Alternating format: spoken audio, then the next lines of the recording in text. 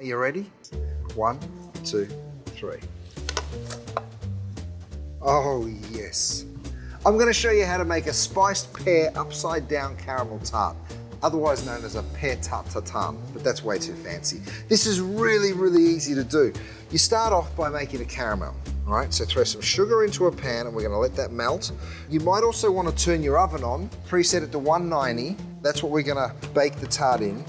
The one thing to remember when you make a caramel is don't mess with it too much. If you're standing there stirring it, there's a chance you'll crystallize the sugar and you really don't want to. I'm going to leave it on a relatively high heat. You can see if I lift it up, see how it just sort of is sliding? That's good. That means it's melting, so you know you're on the right track. While that happens, come down here and I'll show you how to roll the pastry.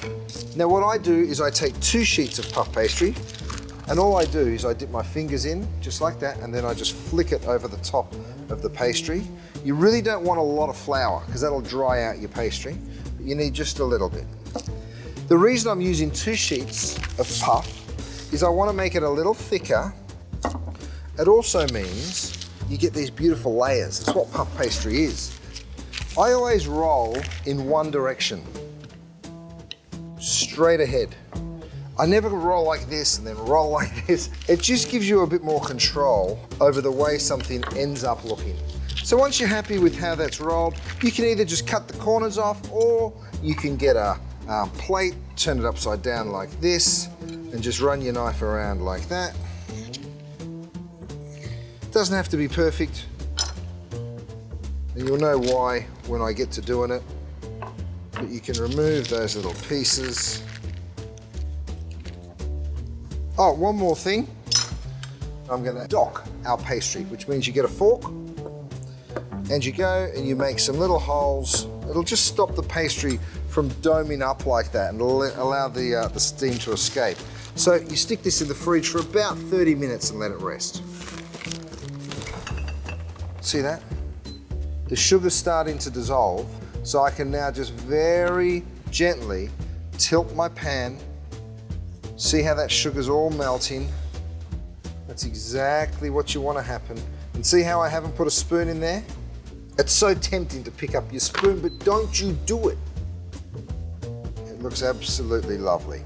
Once it's melted, once it's perfectly golden brown, then we add a little spice, and I'm adding my cinnamon.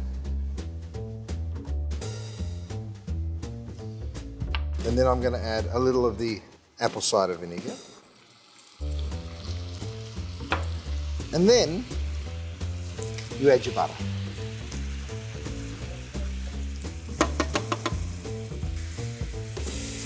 Now you're allowed to use your spoon. Happy days. You can stir away, and that butter's going to get all incorporated by that beautiful, beautiful caramel. Kill your heat, and you're going to let it cool. So what you do next is you go ahead and you place your pears. Now all I've done is I've peeled them and I've removed the core. So then what you do is go ahead and you're going to make it a nice little design. Sort of, I go around the pan because one of these pears is going to end up right in the center.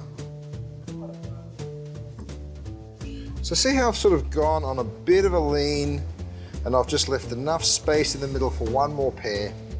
And you get that guy, stick it in there. Now you can do this with all kinds of fruit. The fruit has to be sturdy enough to be able to cook for like half an hour. So berries, they'd fall apart, you know, but something like a pear or an apple is absolutely perfect. Little secret, I always put just a little salt. That might not even be in the recipe, but do it.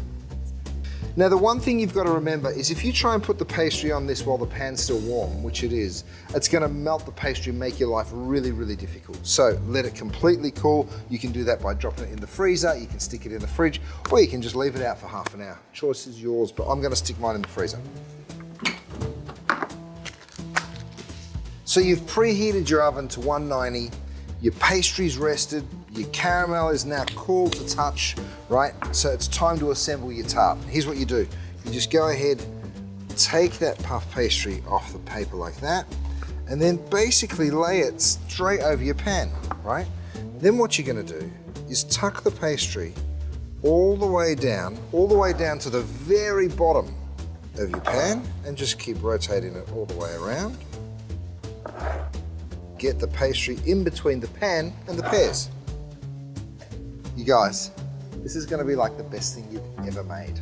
It goes into the oven for 30 minutes at 190 and then you turn it down to 175 for another 30. The only thing left to do is make a delicious caramel sauce. This time it'll be used to pour over. So preheat a pan, little saucepan like that, and then throw in your sugar. Same deal as before.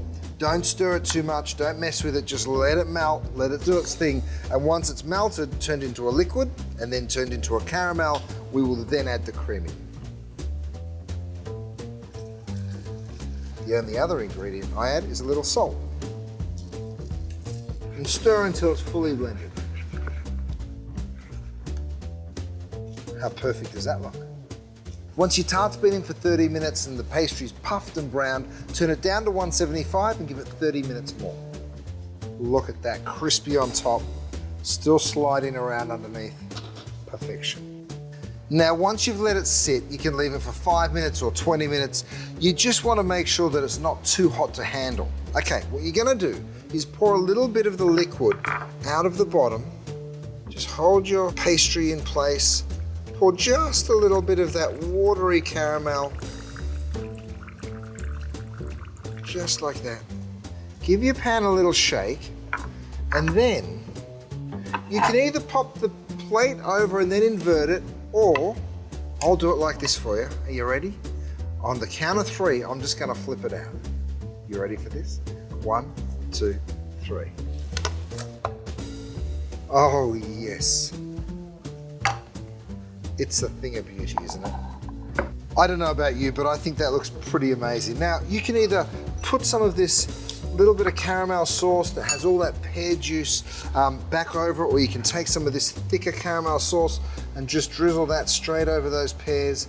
Either way, you're gonna slice it into slices and serve it with a little bit of vanilla ice cream.